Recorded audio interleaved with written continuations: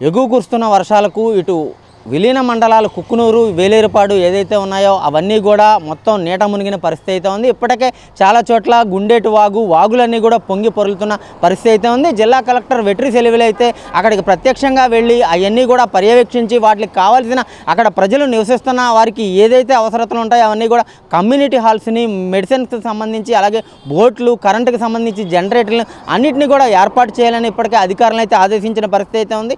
Polavaram MLA Chirri Balaraju కూడా వేలేరుపాడు ఏదైతే నీట మునిగిన ప్రాంతాలు ఉన్నాయో నీట మునిగిన ప్రాంతాలన్నింటినీ కూడా పరిశీలించిన పరిస్థితి అయితే ఉంది. నీట మునిగిన ప్రాంతాల్లో ఎవరైతే ఇళ్ళన్నీ కూడా మునిగిపోయినాయో వారందరూ కూడా సురక్షిత ప్రాంతాలకైతే తరలించే పరిస్థితి అయితే ఉంది.